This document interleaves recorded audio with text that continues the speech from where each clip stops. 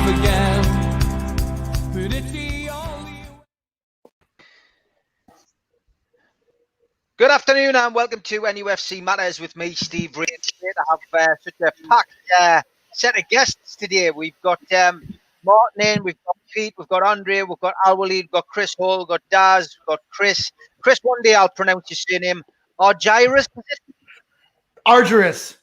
Argyrus, there we go, Chris. That's the first time I've done it since I had you on, so I'll give it a go. Argyrus, I'll try and remember that. And we've got Clinton Ford, who's a pal of mine from back in his days when he was covering a little bit on the local beat for Newcastle United with ITV. Saw him a couple of times and always a great lad, very good journalist and a good friend of Pete. Welcome to the show, Clinton. Thank you very much. Thank you for having me, Steve. Yeah, great to have you on, mate. And we'll do a little chat with you later on just about what you and Pete do. Pete often promotes it. I'll let you do a little bit of that today. We will be bringing a couple of guests on at around about 3:30 just to talk about a fantastic achievement by a local football club. Local club, not far from me, actually, a boys' club. They've asked for a little bit of publicity, and I'm more than happy to bring them on today and have a chat. So Al Walid will be leaving us today at 3:30, giving the guys a chance to come on. So thanks for that, Al Walid. Something a little bit different today. We often talk about the trials and tribulations of Newcastle United and what's going on with the takeover or whether Steve Bruce should still be in a job. We're going to go away from that today, and we're going to make a separate programme on the contracts that are going to expire in 2021. And of course, we have a few players, of course, who are at this moment and probably will be in 2021 surplus to requirements, the likes of Save, Aarons, Lazard, to name but three. But we have also got some other players, the likes of Kieran Clark, Andy Caroll, Dwight Gayle, Fernandez, Yedlin, Jacob Murphy, all players who are out of contract next year. And what I wanted to ask the panel today was their views on those players and whether they think they should be given a new contract. What we're going to do is we're going to start with Kieran Clark, which means I think we need to start with the Irish contingent, which is Martin, up in the top corner there, Martin. Kieran Clark got an international call-up today. For me, one of my favourite players at the club. Lovely guy as well. I had the privilege and pleasure of meeting him a few times.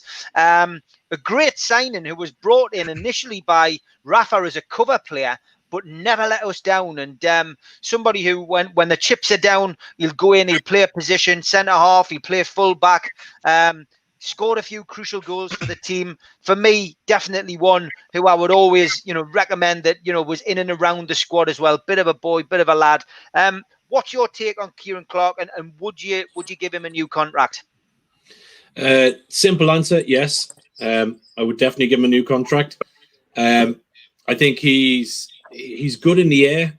He's good defensively, but he's if you look at last season when it was only our defenders scoring, between him and Fernandez, they came up with some crucial goals for me. So I think he's been a great squad player. I think he's been unlucky with the injury. I think on current form, I think if he can get himself fully fit and get him back in, for me, he goes in ahead of Lascelles at the moment, who I think has gone backwards and his form is out.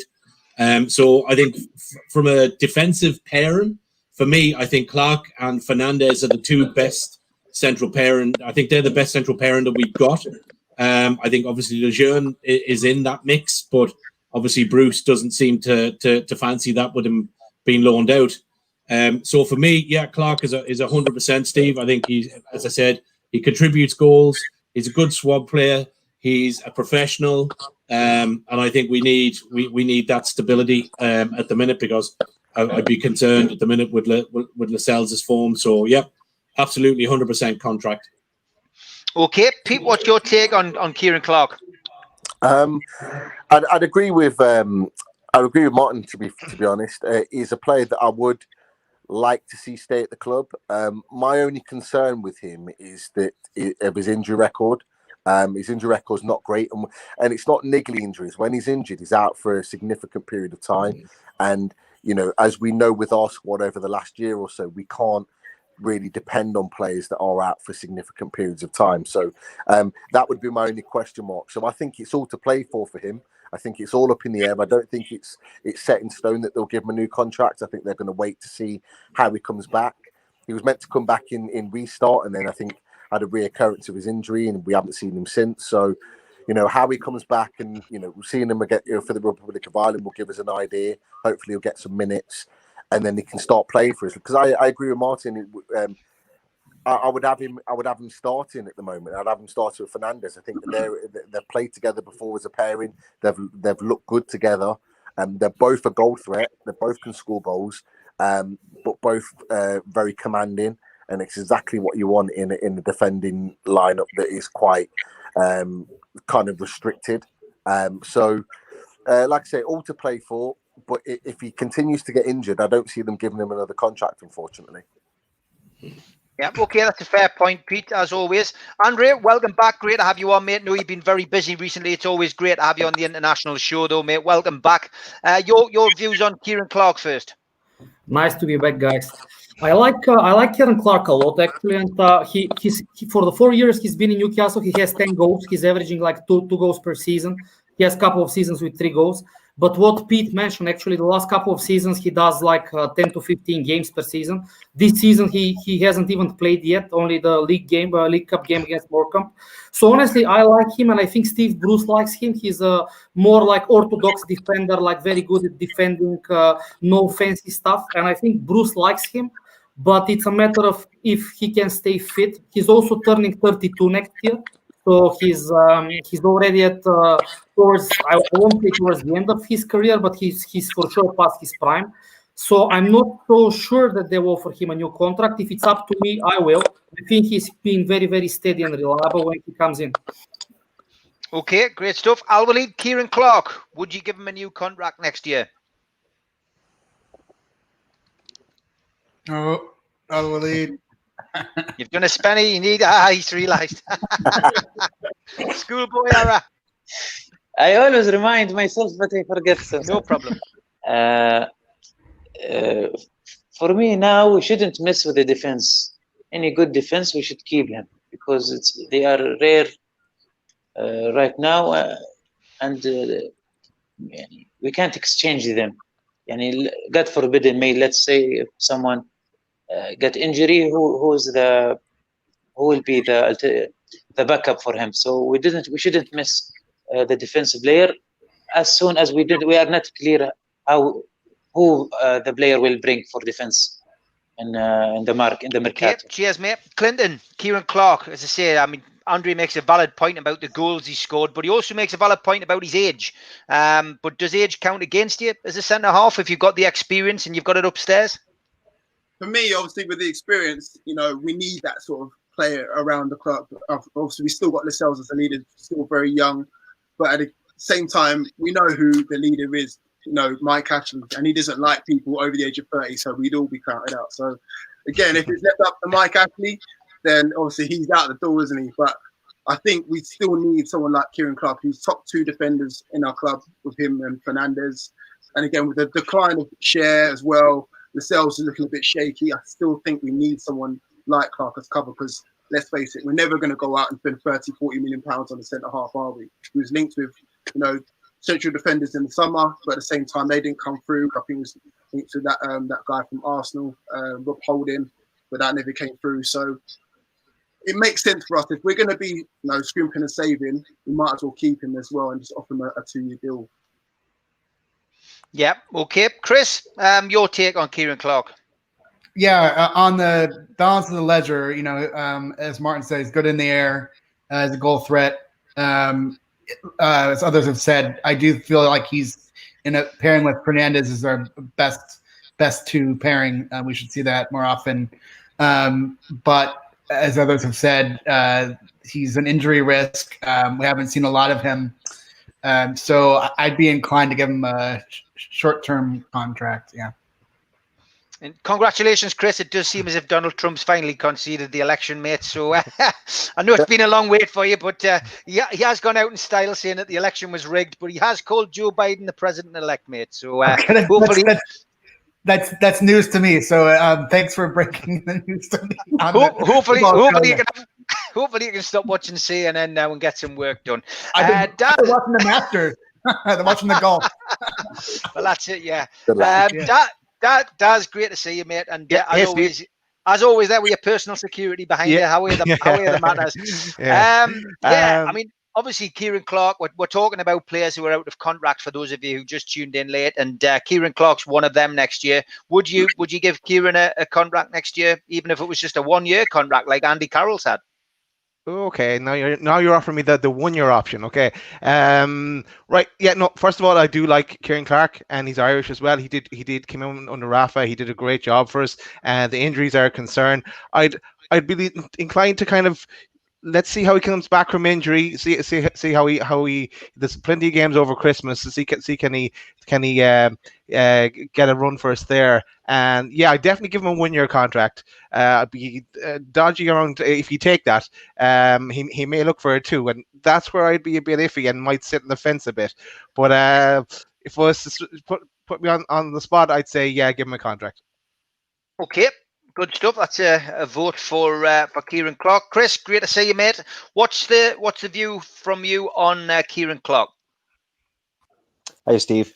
Yeah, so personally, yeah, I'm a big fan of Clark. I really like him. I'm surprised actually he's only got a year left on his contract there. I thought he had a couple of years left, but yeah, for me, I don't think he'd accept a year contract. And if it meant either letting him go or giving him a 2-year contract, I'd definitely give him a 2-year contract. Maybe they'll lower his wages or something like that. I think his performances, or his lack of performances in the last couple of years could be misleading though in terms of the stats, because unfortunately for him, I think he finds himself third or fourth choice when not, necessarily. I don't think he is third or fourth choice. I think he should be first or second choice. He's also, I believe, a left-footed centre back, which I know are quite rare. It's quite rare to come across one of those. So I personally, I'd keep him. I think, I think I've said before in the chat, the squad needs an overhaul. There's no doubt about it. But players like him, with the right attitude, doesn't let us down, solid performer. For me, I'd give him a couple of year contracts personally. I think he's a really good, solid player. Rafa bought him in for $5 million, which is just unbelievable business. So yeah, Rafa has his critics amongst our support, and he did buy a few duffers. Even he would admit that, but definitely a great buy, Kieran Clark. And as I said, buying him in for cover, but he's done us. He's been a terrific servant. He's certainly somebody who won't be forgotten by the supporters. Okay, well that's the panel's view on Kieran Clark. Let's get a bit closer to home after we've given a shout out to newworkwear.com, specialists in the supply and branding of clothing for the workplace. And Pete has nailed the helmet straight away. Well done, mate. Great stuff. They're our sponsors for this month, who are sponsoring our StreamYard app. And big shout out to qtechshop.co.uk, who make pool tables, snooker tables, and various other items in Wallsend in Newcastle. Also make the t-shirts that we've been selling, and of course the t-shirts that we've been raffling off, or should I say auctioning off, every Friday night for the food bank. And the latest one, which is the Children in Need t-shirt, is currently at £100 on my timeline on Twitter. I think the running total of that now is roughly £800. I think Steve Hasty will be able to confirm on Friday. £800 that we've managed to raise for the food bank in this short period of time. The Three Amigos show on Friday, of course, was for Children in Need. And if you did miss it, the show is actually available on our playlist. It is well worth a watch. And of course, what we did have was, I would say, probably a poor rendition of Fog on the Tyne, but it was well meant. If you did miss it, okay, here's a here little we clip. go. This is Fog on the Tyne, Steve Wright and the NUFC Matters crew. Sitting in a sleazy snack bar, sucking sickly sausage rolls. Slipping down slowly, slipping down sideways. Think I'll sign off the door. Cause the Fog on the Tyne is all mine. The Fog on the Tyne is all mine. The Fog on the Tyne is all mine. The Fog on the Tyne is all mine. Yeah, I think that's enough of that. And of course, Sav also, one of our ladies on Ladies' Night, she did a rather fantastic Barat impersonation, which had been promising to do, so we decided to give it a go.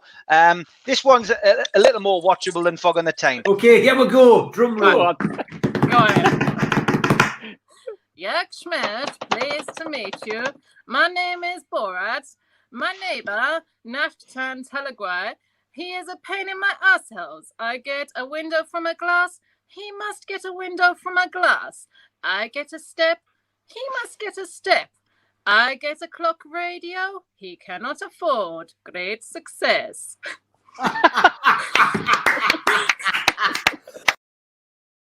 Brilliant, fantastic stuff, all great stuff. Spenny, of course, dressed as Spenny Maggie. We had Mitch drinking a pint, and we also had Kendall doing her rendition of All I Want for Christmas. A great night.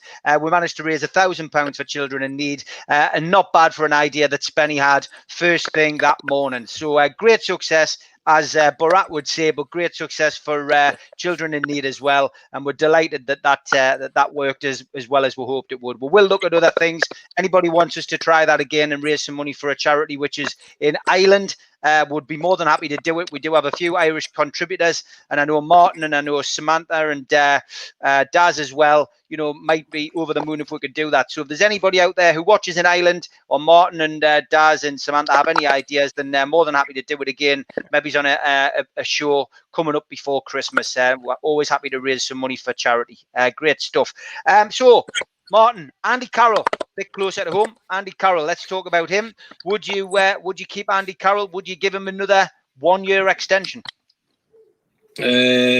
Short answer, no. I don't think we've gained anything since we re-signed him. I think, Steve, you said very, very early on after the signing, it was a marquee signing. It was just a crowd-pleasing exercise when Ashley was taking a bit of stick, bringing him home. Sold a few papers. Has he performed it on the pitch? Okay, look, he's played okay when he's been defensively minded sometimes. Hasn't scored. He's played against, up with Joe Linton. He's played with Wilson. For me, there's not enough there to be given him. He's not the Caroll of old. The goal scoring feats are not there. I don't think he's going to give you 10 a season that might be 10 to keep you up. So for me, unfortunately, as much as he's a local lad, I think I seen one on Twitter the other day. Would you give him a coaching role or help with the youngsters or do whatever? I don't think so. I think it's time to let that story move on, I think, for me. Okay, short but sweet. Pete, over to you, mate. Andy Caroll, would you give him another year? 100% not. He just doesn't offer enough to this current squad. And let's be honest, if he's not offering anything to this current squad, then you know that he's just not good enough to play at this level, unfortunately. I think more so than anything, I just get the feeling from Andy Caroll that he's just glad to be fully fit. He's glad to just be in and around the squad, and I think he's just happy to be home more than anything. And that's just the feeling that I get from Caroll. I don't think he's pushing to play like he was last season, because I think he knows deep down that actually he's third or fourth choice at best. And with the likes of Wilson coming in, has consolidated that. Gayle playing well at the back end of restart. He's looking at these players and he's thinking, yeah, these guys are ahead of me. I think he knows in himself that he won't get another contract. It's all down to whether he actually still wants to keep playing, in my opinion. I think it wouldn't surprise me to see him hang up his boots at the end of the season and maybe take a role in the club. We have taken a few on, like Peter Ramage and one or two others in the backroom staff. So it might well be that he is then brought in some way, shape, or form. But yeah, I don't see him staying on as a player come the end of this season. Okay, great stuff, mate. Andy Caroll.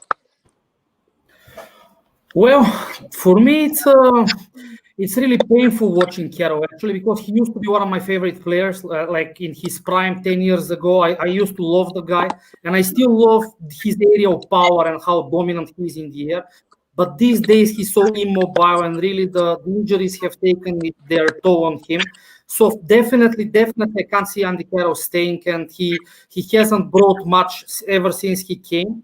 Despite that, I love seeing him come on because he's still a favorite player of mine. But I would love for him to score one goal before he goes. Next month in December, it's 10 years since his last goal for the Toon. December 2010 against Man City. So I would really love Andy Carroll to score one more goal before he goes. But I would love him to stay in the club in some way. Actually, given his physical condition, what I see on TV, basically, I don't think he can last in the Premier League after this season. I think he either needs to go down a level or two, or he needs to retire even. But I would love him to stay around if he can help the young players in the club. Now, I don't know what his thoughts on his life and role after retiring from football, but he's also 32 next year, so actually he's still relatively, I would say he has at least 2-3 years more in football, but definitely not in the Premier League. Basically, he can't move these days. Okay, Al-Walid, your views on Andy Carroll?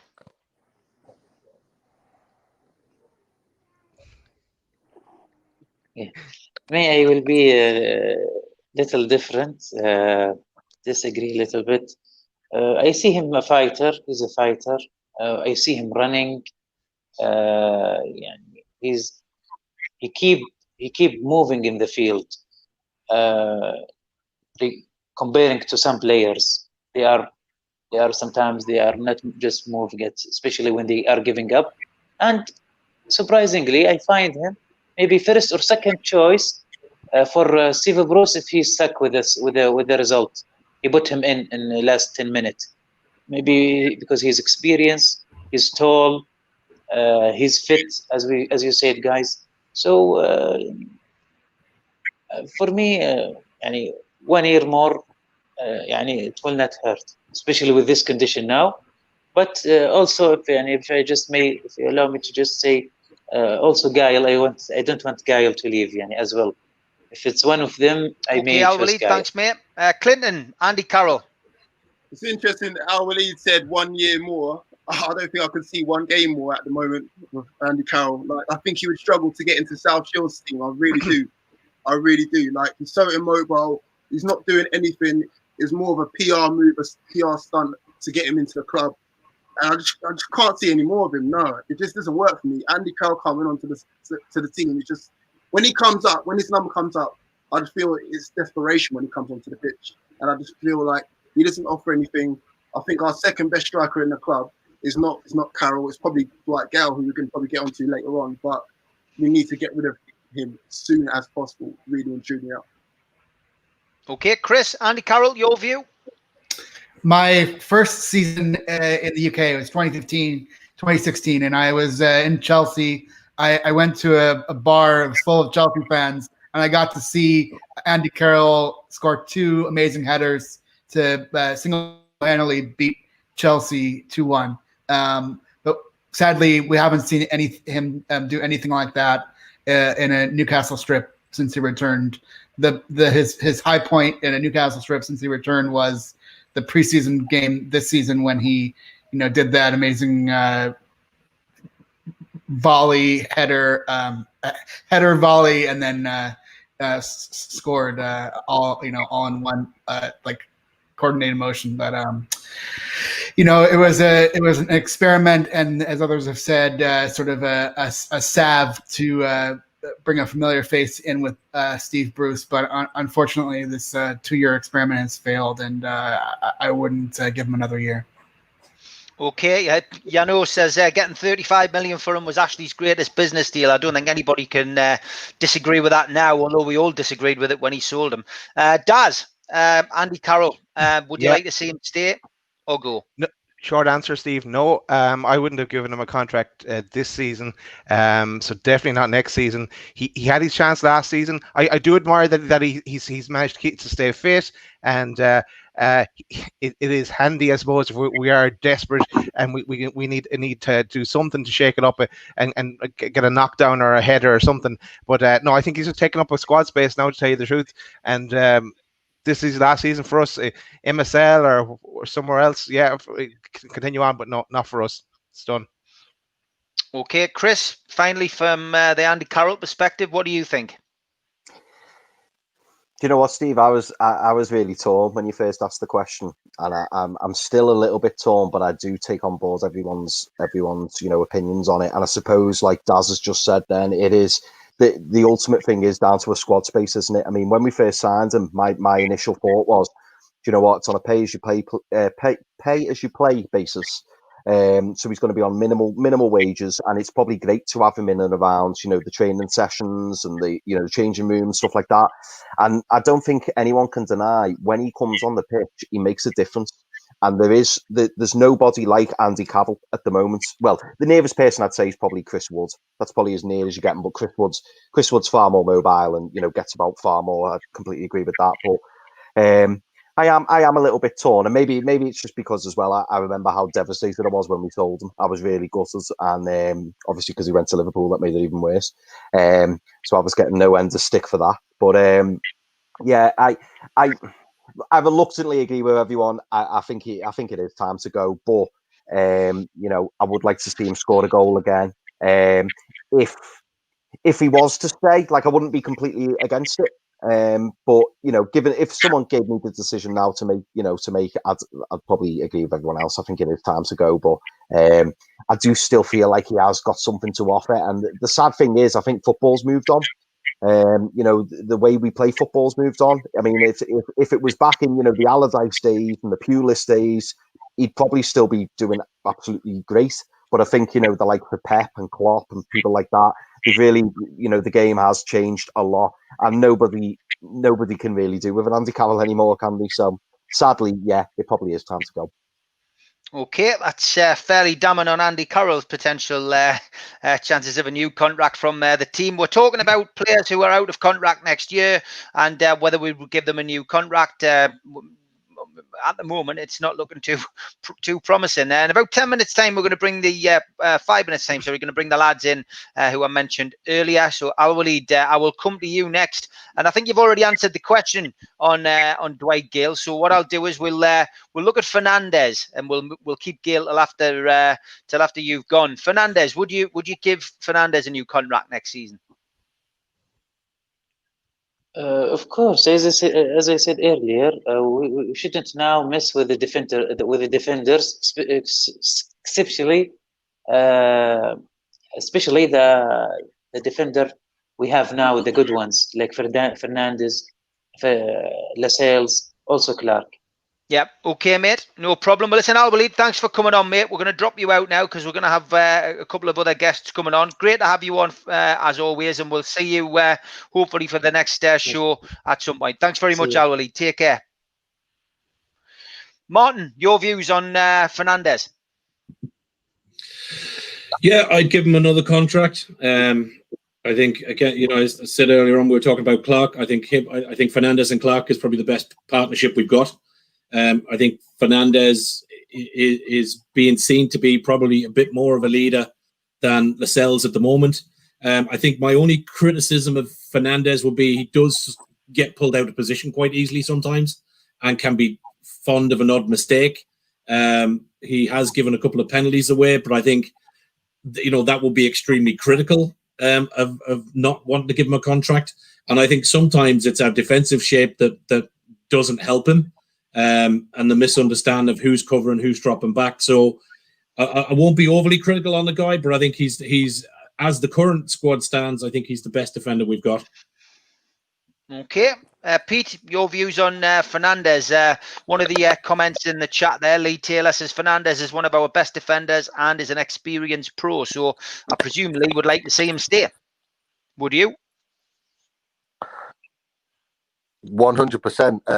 I'd go as far as saying he's not one of the best defenders. He is the best defender that we have at our club.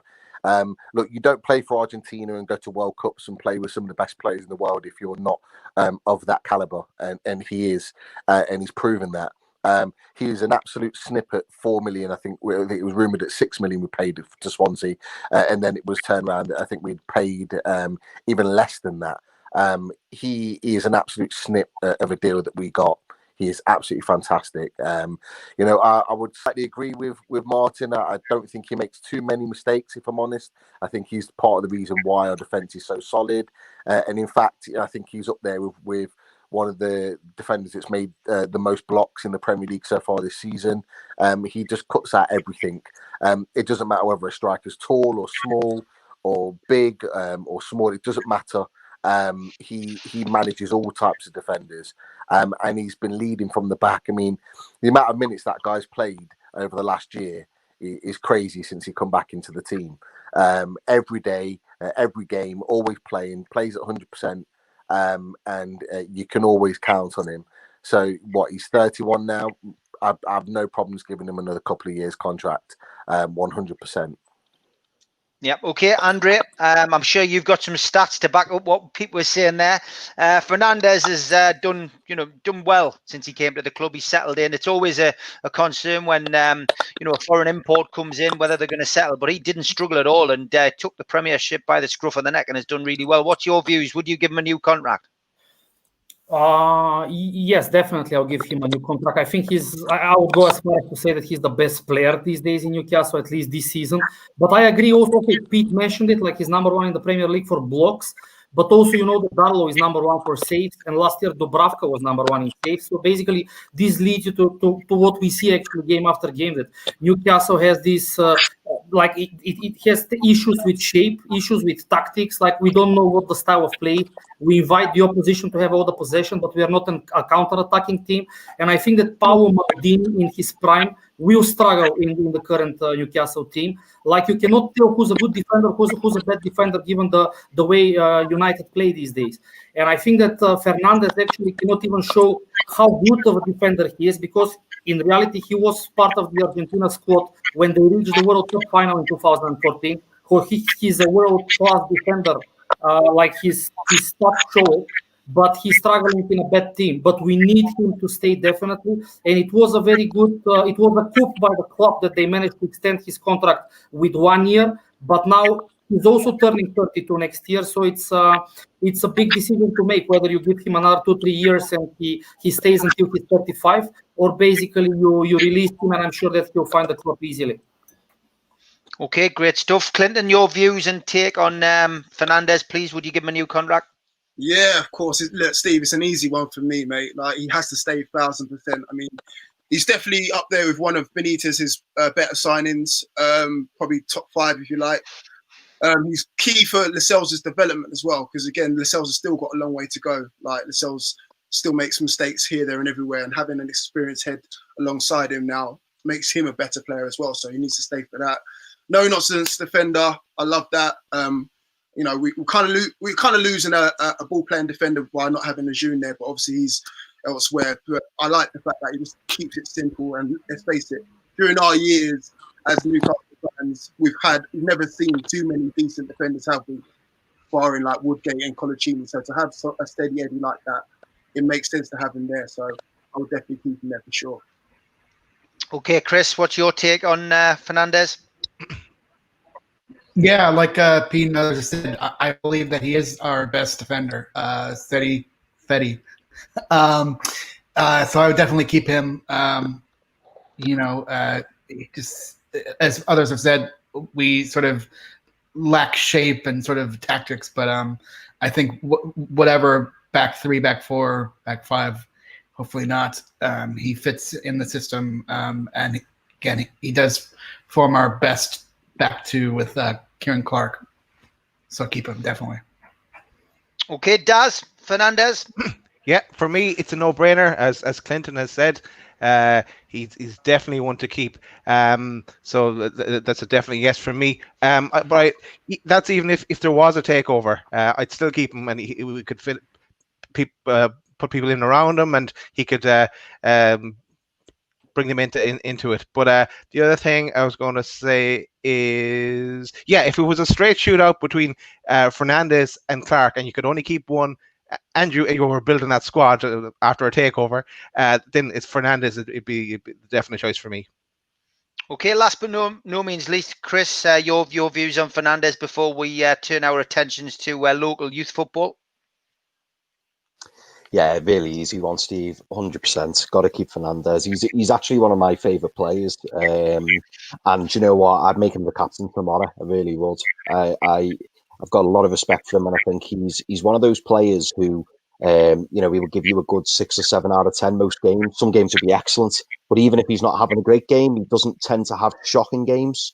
There is the odd mistake in him, but 9 times out of 10, he's a consistent, solid performer. And I agree, with what the lads have said, about him bringing others on around him. I suppose the only downside to Fernandez is he is incredibly slow. But you know, I'd keep him 100%. He's probably our best centre back, and yeah, big fan of his. Okay, the sad news as well as we're on air is that Ray Clements has passed away. Obviously a fantastic goalkeeper, somebody who did a hell of a lot for football. But Ray Clements has passed away. Of course, played against Newcastle in the 1974 FA Cup final. So our thoughts from NUFC Matters are with Ray Clements' family. So, as I mentioned right at the top of the programme, I have a couple of guests to bring on. So please welcome Sean Parker and Dean. Good evening, lads. How are you? Good evening. Afternoon, everyone. Hello. Good to have you on, lads, and thanks for reaching out on Twitter. You've got an interesting story to tell, and it's about a set of local heroes, lads. There's the boys there. Great to see them at their training ground, and then here we have them there again with the medals round their neck. Let's go to you first, Dean. Tell us what this is all about. It's a feel-good factor story, which the lads represent the schoolboys football, don't they? Yeah, so it's Gateshead School Football Association. So it is what it what it sounds like. It's a schoolboy football whereby the boys represent the local schools in Gateshead, and then they come together as one to represent Gateshead. So this is the boys are all currently now under 14. However, the competition we won was last year's under 13 competition. Okay, good stuff. And what have they actually entered like a national competition here, Sean? I mean, what's the actual story with the lads? I think basically, Dean's the one to fill you in with the background and the history. I'm kind of here for Dean's wingman in case he had some technical issues, but. What it is, a year ago, they started trials for Gateshead District, and all the lads who went to Gateshead schools were invited to trials. There was a squad of 17 picked, and they started the journey over 12 months ago with a game against North Tyneside District, which is a talented bunch of lads. And they dispatched them quite nicely, beating them 7-2, quite convincingly. Then they moved on to the Wirral, played a game at Newcastle Academy, and after being 2-0 down, it looked a bit of a tough fight back with a strong wind, but they came through 4-2, and then they moved on to Liverpool Academy and played a team called Sefton, their district. It's probably one of the worst games I've ever seen as far as a parent and nerves. We're always behind. And eventually, a very talented lad at Newcastle Academy, Ollie Harrison, put one in the top corner with about 2 minutes to go, winning that game 5-4. Just unbelievable scenes. Then it was a bit of a more straightforward affair up at Benfield. We played a team, Rotherham District, beating them 4-1. I'll get slaughtered if I don't mention who got the first, and that was my lad Dan. The trademark bullet head at the back post. And settled the nerves and went on to win that one 4-1. And then that took me to the final. And I think I'll let Dean take over the baton from there. Yeah, obviously finish off the route to the final, but then also talk about the COVID restrictions as well, Dean, because obviously we've all been in the middle of a pandemic. So, tell us a little bit about the players who've had to miss out. Yeah, so the week of the final, well, quite actually, probably 3 or 4 weeks before, we were asked to come to squad to the ESFA, the tournament organiser. So we had to unfortunately decide that one boy wouldn't make the team. They were sort of quite rigid on the rules and said that only 15 players can travel. As Paul mentioned, obviously we've got a squad of 17, which was devastating for one boy to have to miss out. But then on the week of the game, we actually got news that we'd lost 2 more players. One being Ollie, who was our captain, who dragged us through the quarter final and Sefton. And the second one was a centre half, Luke. Both through no fault of their own were unable to travel and play in the game because of the COVID restrictions that were placed upon them. Okay, and parents, I suppose, as well, not being able to support them on the day must have been an issue. We've seen in the news, Dean, about the grassroots football, obviously being stopped in this latest lockdown. But you must have had to deal with that kind of situation as well. Yeah, it was really disappointing. Something taken out of our hands, and we understand why. The organisers made the decision to not permit spectators to watch the game. But a potentially once in a lifetime game for the boys, their families, parents, grandmas, granddads who've supported them all the way through. They've been at every game. They've been a big part of the success that the boys have had over the last sort of probably 2 seasons they've been together now. And then to get to this, this biggest game of their season or of their sort of short footballing career so far, to be told that they couldn't be part of that was really disappointing for them. To the point, I think they actually watched the game that got them off, so they had to drive all the way down to Liverpool, which was about a 4-hour drive to get there, to drop the boys off, to then be told that there was nowhere to watch the match. So I think the parents watched the game in their cars on their phones. That's the best they could do in a local car park. Tell us about the final, Dean. Who was it against, and what was it? What was it like? What was the score in that? It was a good game. I think watching it back now, we can see it was a good game. I think during it was quite a nervy affair. We started really well. We scored after 3 or 4 minutes. Cameron Nona cut the ball back to Jivan Somal, who scored. It was one of those where sometimes you think you've got an early goal, you're going to go kick on and you would take the game to the opposition. But it was against Croydon. They were physically superior. Some very big players, and they sort of, they took over a little bit from that point. We almost scored too early at the point where we maybe took our foot off the pedal a little bit. They got back into the game with a long ball from back to front. They took their chance when it came. We were at 1-1 at half time. As you do, finally you give the big speech to try and get them up for it. The second half couldn't start any worse. We went out, fell 2-1 behind really quickly. And it was one of those where you're scratching your head and thinking what's going wrong here. Technically wise, we felt we had the better players. We certainly looked to be, maybe biased or maybe off playing the better football of the 2 teams, but just kept getting caught with a long ball over the top. But we managed to score another goal. Cameron Nona got his second assist, feeding Sean Neve, who took around the goalkeeper, composed himself and lifted into the fourth corner and made 2-2. Quite cagey from there until probably the last 10-15 minutes, where I think we missed 3 or 4 chances. One really good chance after some good play by Anthony Munda. You just couldn't find the finish, which dragged it just slightly wide of the post. And with no extra time, the game went straight to penalties. And I've been in football a long time, and I've never really seen a penalty shootout like it. So we went behind. We missed our first penalty. Clawed our way back into it, some good saves by Preston Lee, the goalkeeper, and it ended up going to sudden death. On 3 occasions, Croydon had the game in their hand. They had to score to win, hit the bar, and then Preston Lee, the goalkeeper, made saves to stop that from happening. So much so that all 22 players had to take a penalty, went the full distance. And the final sort of series of events was the Croydon goalkeeper had a chance to step up and win the game on penalty number. It was number 19 for them. Preston Leach saved it. Preston then had to step up and audaciously dinked his penalty into the corner. Penalty number 21 in the National Cup final. Your goalkeeper dinked into the corner, and you're thinking what's going on here. And then I think Croydon's last penalty taker stepped up, tried to put it in the corner, and Preston got down and saved it, which won us the game. And the lads, understandably, went mad for that little period of time after the final with the win. Fantastic! That's brilliant stuff. That it's like a boyhood dream, and the lads will have loved it and learned a lot from it. Which schools do the boys represent, Dean? So it's a mix. So Gateshead in general is quite a small district compared to some of the teams that I have to come up against. So the boys we've got are spread out from Hewitt, Wickham, St Thomas More, Cardinal Hume, Thorpe Academy, and then Kings Meadow School as well. Tell us about the grassroots representation that you've got.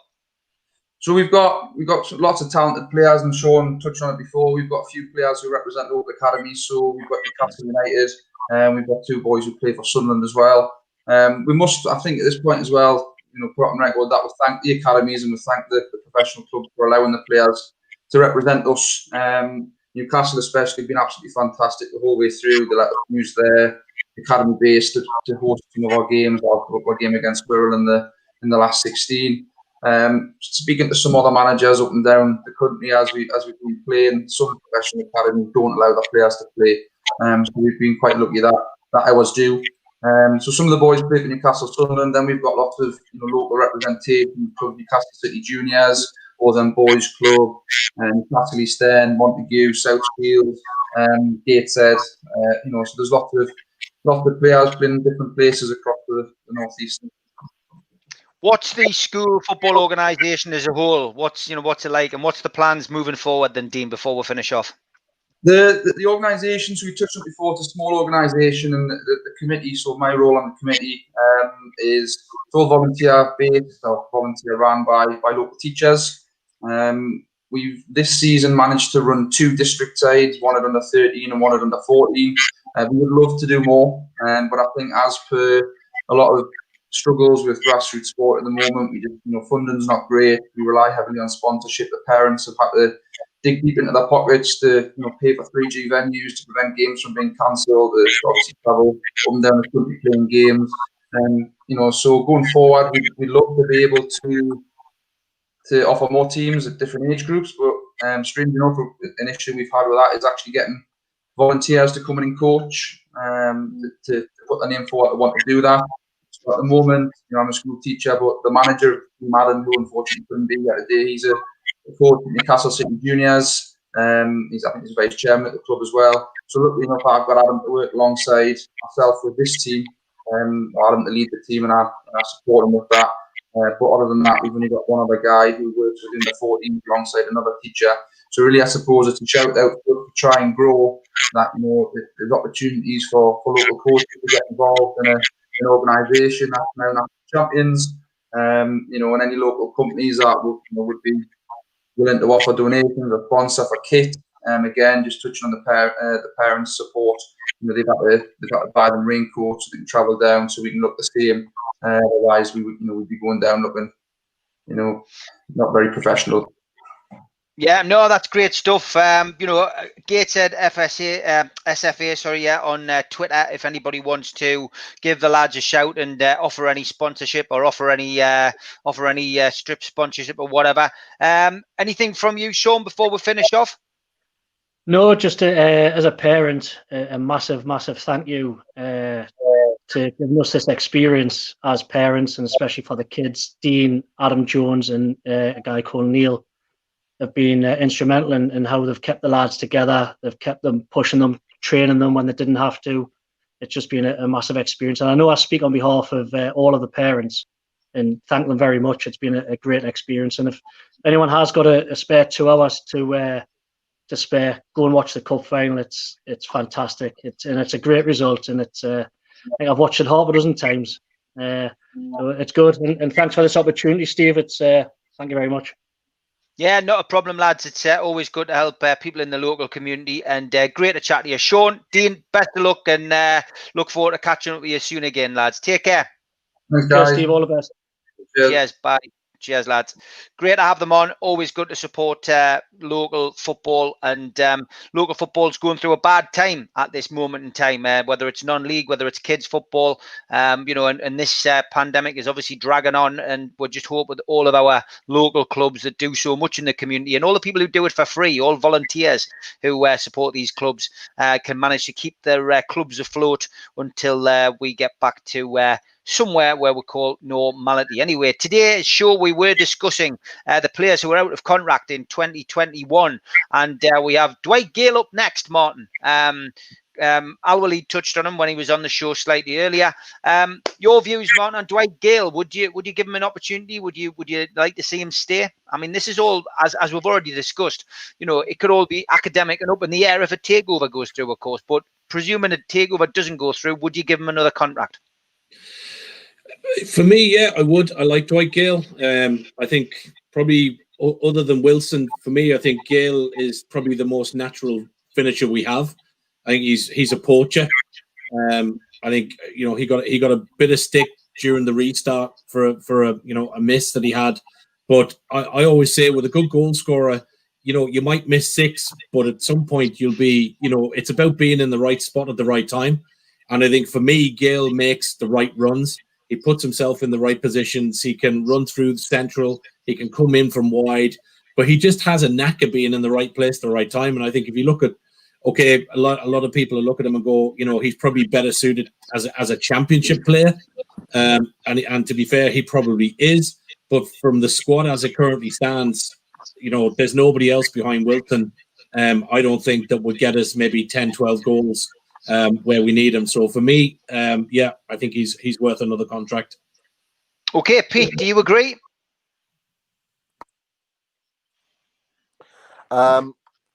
It's a difficult one. I would probably say no, I don't agree with it.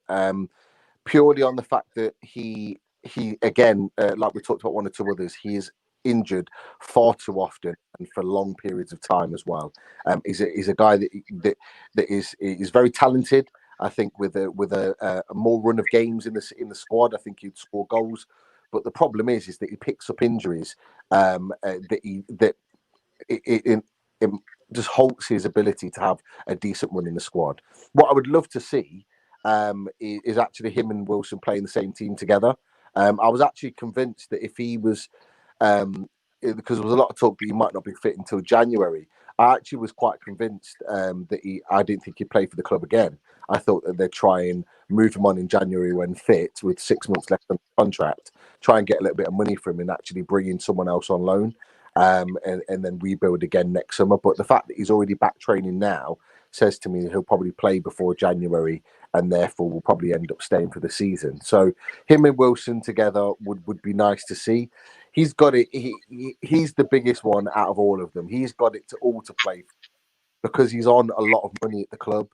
If you're remembering, you know, he didn't want to leave to go on loan to West Brom, but we had to let him go in order to get Rondon.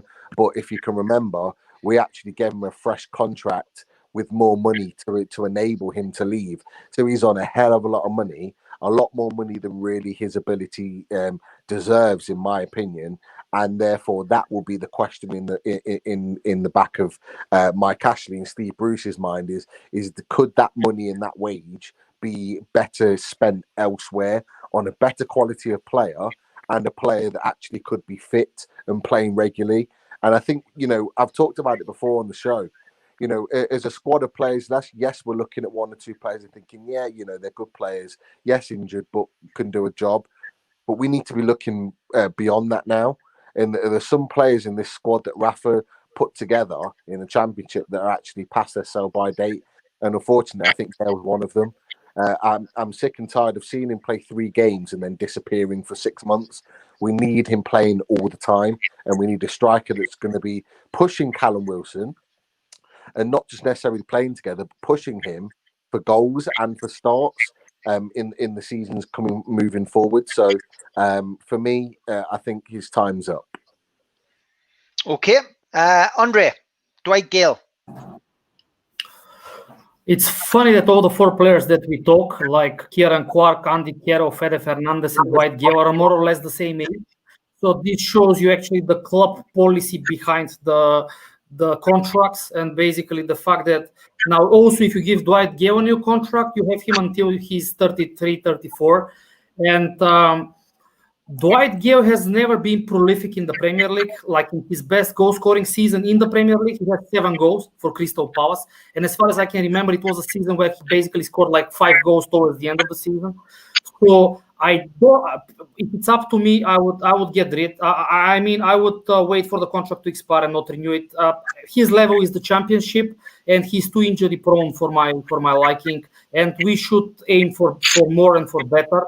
As Dave said, we need to find someone to compete with Callum Wilson for the starting. Okay, position. Callum.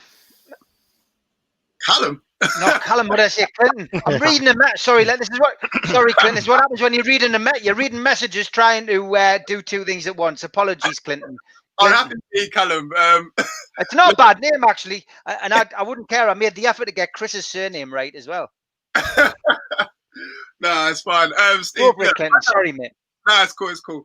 I don't know what all the slander's about. I hear all the talk about, he's not he's championship material and all the rest of it. Look, he's still one of the best strikers that we have at the club, and that's with Wilson included, in my opinion. Because when he gets thrown into the side, he scores goals. Like 2 seasons ago, when he played a handful of games, he scored against Chelsea, scored against Manchester United. Back in the last season when he got thrown into the side, scored a couple of goals as well. Ended up being second or third top goal scorer. I know it's not a lot, but it still counts. So I think he's still one of the better players that we've got in the side. Look, he's probably feeling a bit disheartened the fact that Joe Linton's come into the side, taken the number 9 shirt and thrown in it, and we've all seen what he's done. Caroll's come into the side, seen what he's done. He's probably thinking, hold on a minute, I'm still here, you know? Do you know what I'm saying? So I still think, like, even when he went on loan to West Brom, banging him in, I know people can say it's the Championship, but he still knows where the back of the net is. I still think that he's one of our better strikers that we've got at the club, and we need to keep him. Even if he's second choice or third choice, he's still got pace. He's still, and he's even invested in the club and in and around the city. Obviously, he set up that academy with Rob Elliott and Dummett and Richie. So he's set up roots here. So I still don't see like the whole slander around him. If he was a Joe Linton's type of striker, I could get it. But at the same time, he's done it in the Championship. He can do it in the Premier League, albeit not prolific. But again, we need to face back sometimes. We're not going to go out and spend a £40 million on a Joe Linton every single time. Because again, if we do that, look what happens. I think having Dwight Gayle in the squad is beneficial to have around. So I would keep him hands down. Okay, Chris? I'm trying not to make myself redundant with Pete because on every player I agree 100% with Pete. I think I'd let him go. He's a championship level striker, never been prolific in the Premier League. Did have a good run of play when we came back after the lockdown, the end of last season. But he's too injury prone. His age is a big factor. He's on big wages for being a part-time player. So I would hope that there would be someone who could bring in who's got youth, is healthier, and could provide the same, if not better, goal scoring production than Gayle. So he's someone I would let go. Yeah, this is the controversial one, isn't it? It's kind of going 50-50 so far. No, when I first saw Dwight Gayle playing, I think it was Crystal Palace, and he reminded me of Ian Wright. I know he hasn't hit the heights of Ian Wright, but he's kind of a natural finisher for us, and I'd keep him. I'd give him a contract. I know it's going to be on high wages. I'd keep him for now, and with having a contract, I'd be looking to try and then maybe try and sell him and get something back from him. I don't think if we try to sell him now in January, we're going to get much. But I'd keep him for the time being. But again, it's all dependent on that T word we won't mention. Yeah. Okay, Chris, what's your take on Dwight Gayle? Do you know what? The lads have made fantastic points, and I could take a bit of all of them. And, I think Dwight Gale's probably the hardest one, and he'll probably be the hardest one that we discussed. I mean, going back to Martin, Martin, totally agree. He knows where the net is. I think Clinton said it as well. Knows where the net is, scores goals. Andre mentioned that, he wasn't prolific at Palace, and, it's quite right. But I do feel a bit sorry for Gayle because he is labelled as a Championship striker. But if you look at his appearances in the Premier League, and I'm happy to be proven wrong here, but I always feel like he gets a run of games and then he gets dropped. And I think he said that himself. He's not really has a good run of games at Newcastle or, at Palace. And when he does get played, he does score goals. Albeit, you're not going to get 15, 20 goals a season out of him. I acknowledge that. But he can probably do better than the 7 that he's got. But as Pete said, which is absolutely right, he did a good one on the club, really, because Rafa really wanted Rondon. And then, as Peter said, he said, okay, I'll leave, but I want a new contract. And now he's on a very high wage. So for me, and that's the reason why we've never sold him, I think, because his, 15 million was around the fee that we wanted for him. But I think I reckon he's probably on about 50, 60 grand a week. And Championship clubs can't afford it and won't pay that. For me, what I would probably do is, again, like Dad said about mentioning the C word, I would offer him a year contract if he'd accept it on his current terms. If he wants a 2 or a 3 year contract, I'd say, great, we'll give you one, but on reduced terms, for that longevity. And then hopefully, within the next 6 to 12 months, we could maybe move him on. I don't see him finishing his career here. And I don't think that, I think it's quite easy for us to get an upgrade on him. However, based on what we've got at the moment, if you're looking at, Muto out on loan, I don't think he's going to make it. Joe Linton's definitely not the kind of number 9 that we're looking for. Caroll's probably going to go based on what we've spoken about. So really, you're looking at Wilson and Gayle. So at this present moment in time, we need them. And if you're going to get a replacement for Gayle, someone who's going to score 10 plus goals, you're looking 40 million again. Will we pay that? Probably not. So I think we really need him. But yeah, I would be tempted to give him maybe 2 years and say to him, listen, we'll give you 35, 40 grand a week and maybe performance enhance it. I don't know. But that's where I stand on that. It's a bit of a tough one, but yeah, that's where I think I am. Okay, well, we're going into extra time, so we'll just do these two together. Yedlin and Murphy were the last two I had on my list, Martin. So Yedlin and Murphy, would you offer either of those a chance to stay at Newcastle beyond 2021? Yedlin for me, no. Not really too much on him. Murphy, yes. I think he obviously went out on loan to Sheffield Wednesday. I think he's come back. He's got his place in the team. I think he's taken his opportunities. I think he's had some good performances. He's had a couple of man of the matches when we've done the live games. I think he's still got a lot more to come. It worries me that he's currently under Bruce, like a lot of our talented players. But I think the young lad has potential. I liked him when he was at Norwich. I thought him and his brother were both good. So yeah, for me, I think he's one I would definitely keep a hold of. I think he needs to be nurtured more, but I think he has definitely, at the moment, is definitely earning his place in the team. It'll be interesting to see whether he keeps that when the likes of Richie comes back. But I like him personally, yeah. So it's a yes for me for him, but no for Yedlin. Okay, Pete, what about you with the final two guys that were mentioned there, Yedlin and Murphy? Yedlin, I'm surprised he's not already left already. In fact, I'm not surprised. I think the reason why he's not gone is because again, he's on too big a wages, and the clubs that actually want him aren't prepared or can't afford to pay him those wages. So he'll definitely be out the door. 100%. So he'll go. Murphy is a little bit more of a tricky one. Look, he's still young enough that he can develop into a decent Premier League player. So from that respect, yes. And from what Martin said, he has put a couple of decent performances in. But look, if we're going to keep that type of player, we need to, make sure that we've got a position for him. Wing back's not a long-term solution for Jacob Murphy. So we need to nail him down a position, and he needs to perform in that position on a regular basis significantly, going forward. And then you've got the fact that he's got his Geordie roots, and you want those type of players in and around your team and in and around your squad. So it is a tough one. I think, how he performs between now and sort of February will give us an idea and how much football he gets under his belt. So, I mean, like, if you're going to ask me right now, I'd say, yes, I'd give him another contract on the same money or reduced. I wouldn't be giving him any more money, if I'm honest, because I don't think he's earned the right to have any more money on his contract. And if he's not prepared to take that, then fair enough, he leaves. And that's just me being very, very harsh there. But I think that's where we are as a club. Yeah, okay, good points. Andre, final two players we're talking about is Murphy and Yedlin. Would you give either of them a new contract in 2021? Probably my opinion won't be so popular, because actually I like Yedlin better than Murphy. And I don't think that both of them are great players, but I think that the criticism on Yedlin at times has been harsh. Okay, he's not the greatest player defensively, but he has been very good going forward in some of the games. But I think that the jury is out on him in sense that Steve Bruce doesn't like him, and I think that Yedlin will go 100%.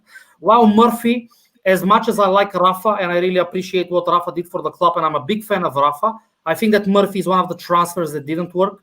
Actually, it's a bit of a flop. He paid, I think, north of 10 million for him. I'm not convinced. Actually, I was very happy that he played relatively well against Wolves and Everton, but he had such a bad game against Southampton. Probably my opinion is now based also on the last game, but he was really, really poor last week. And honestly, I think that we can do better than Jacob Murphy. Okay, Clinton. I'm glad you got my name right this time. Hey! To be honest, mate, it's probably quite unanimous amongst us all. So Yedlin, it's interesting how he's fallen down the pecking order. It was Manquillo for a while, and Kraft even came in back in the last season. Now Jacob Murphy's in his position, so it just says it all, really. The only thing that he really had on his side was pace, and we all know as time goes on, you lose that pace. And again, if you haven't got that defensive prowess or nous to kind of get in position, then you're going to be costing us goals left, right, and centre. So he's out the door. Jacob Murphy is an interesting one. I think Martin said it earlier that I worry about him under Steve Bruce because I don't think he's the one to get the best out of him. I mean, the fact that we're playing him right wing back already's giving me alarm bells straight away. So I wonder where he can go on from here. If he's going to be turned into a full-time right wing back, then for his sake, I would say get out now because otherwise he could just end up, in the middle of nowhere. So I would keep Murphy for now, but just again for his sake, I would keep it for not a 5-year deal, probably like a 2 or 3 year deal. Okay, good stuff. Chris, your take on those two players for new contracts? Yeah, I'd agree with most of the lads here that Yedlin is the one to go, and I'd re-sign Murphy, maybe on his wages, as Pete said, just to be consistent with me saying the same thing as Pete. Yeah, I think he's young enough that he could still develop into something more.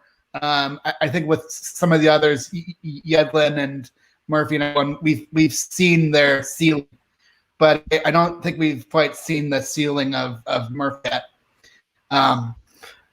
I'd also sort of be intrigued by his brother, but I don't think you could have both of the Murphys on the same squad, and that you wouldn't be able to swap them. But yeah, again, all this is based on no takeover, but he'd be somebody that I would carry on into the next year.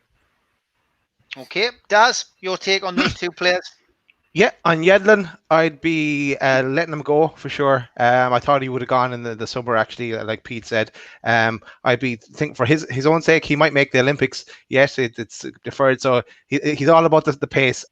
He doesn't offer much defensively. So yeah, thanks and good luck for Yedlin. And then Murphy, I would keep Murphy. Like he went out on loan to Sheffield Wednesday last year. He did well. Yeah, I'd keep him. But I'd be, as Pete said, keep him on the same money maybe, or some kind of incentive based, and then be looking if he doesn't kick on for the rest of the year and the start of next year. I'd be looking to try and offload him. So and we'll get something back from him because he's about 25 or something now. So yeah, that's what I do with Murphy. Keep Murphy. Okay, Chris, your take on those final two players, please. Yeah, mate. So a bit of a damage limitation job on Yedlin. I'd be trying to get rid of him in January if you can. Even just let him go for free, save on wages. I just don't think he's good enough.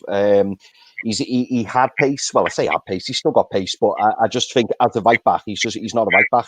And going forward, he's very quick, but I'm not very impressed with his crossing. I don't think his awareness of the game is quite there. And that's probably why he's moved to a few different clubs. He's got the tools, and that's why these bigger clubs have picked him up in the past, like Tottenham. But I just don't think he's got that quality end products, and defensively, I don't think he's good enough. So yeah, I'd be happy to let Yedlin go. And in terms of Murphy, he's come on a lot, and I think he's got a bit of his confidence back, which is great. Is he the answer for the future? Probably not. But I'd definitely offer him a new contract because hopefully then we'll be able to, retain some of his value. Obviously, if you've got a player on a 3 or 4 year contract, when you come in to negotiate or when a club comes in, it raises the value a bit more. So certainly I'd be giving him a 3-4 year contract. Daz said, I think he's about 25, something like that. Give him a 3-4 year deal. Give him another 6 to 12 months, which is what we need him for right now. And then I'd be looking to move him on.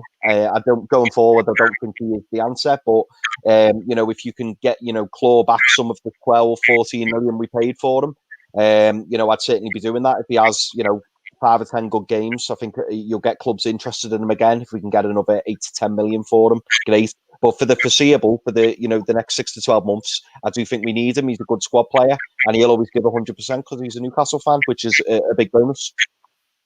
Great stuff. Great comments, lads. We'll drop that one on you today. Clinton, absolutely great debut. Good to have you on. Always welcome back, mate. Thanks very much for coming on.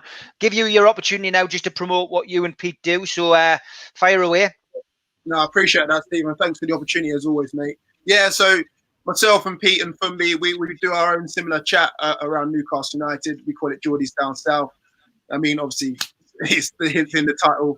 Funny enough that none of us actually are from Newcastle, but we support Newcastle for God knows how many years now, to our detriment. I mean, I've actually grown here. I've actually gone the other way around, so it shows how long we've been supporting it for. But yeah, we do the same things as you guys, previews, reviews, speak to opposition fans and all the rest of it now. And yeah, it's good fun. I don't know if you want to jump in, Pete, at all.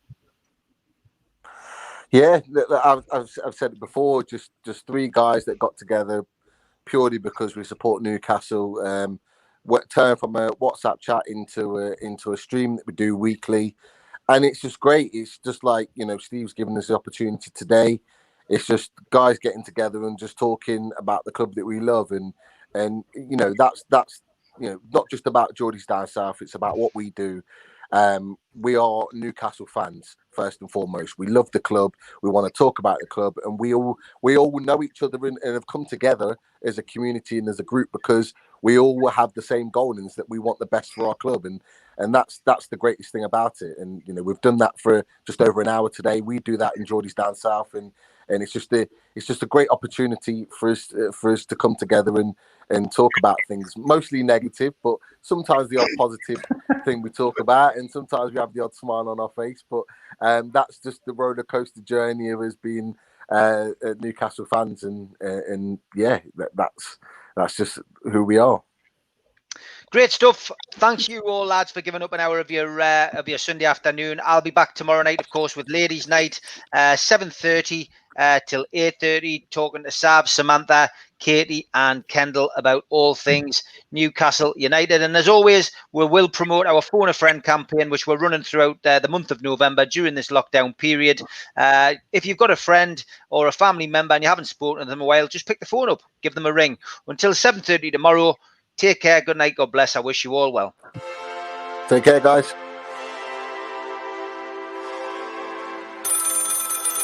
Mick Quinn here, and with another lockdown looming, you can understand why people are feeling down, a little bit depressed. Newcastle United fans, I'm backing Phone a Friend. So if you feel that way, pick up the phone, ring a mate, ring a family member, tell them how you feel. Get it off your chest and you'll feel a lot better. I'm backing Phone a Friend. I'm backing Phone a Friend. Hello everyone, I'm Stephen Caldwell and I'm backing Phone a Friend. What we've all got to do is stick together, family and friends. So if you're feeling a little bit low, a little bit not positive about the outcome of the day that's coming up, just pick up the phone, call one of your friends or family. Little 5-10 minute chat makes you feel that bit more positive. Share your thoughts with the person you're speaking to, but stay as positive you can. We're going to come out of this and we'll come out of it better. So Lee Clark, Newcastle United, I'm back in Phone a Friend. All the very best. I'm back. Phone a Friend. Hi everyone, Rob Lee here. And there we have it, another lockdown looming for all of us. It can be strange times, people can be very isolated, people feel very depressed. That's why I'm backing Phone a Friend. Liam O'Brien here. I'm backing Phone a Friend. I'm backing Phone a Friend. Please remember, these are very, very tough times for us all. And if you're not feeling well, you're not feeling confident, you're not feeling good, just phone a friend. I'm backing Phone a Friend. Good morning, this is Warren Barton. I just want to wish you a good day, enjoy your day. I know it's a difficult time for everybody at the moment. If you are feeling isolated, feeling alone, just reach out for someone. You're not on your own, whether it be a work colleague, a family member, next door neighbour, maybe even the guy in the paper shop. Just reach out to them, you're not alone. We know we want to try and support our team and concentrate on something else, but at this difficult time, just reach out for someone. There's someone there to support you, and I wish you all the best. Take care. I'm backing Phone a Friend.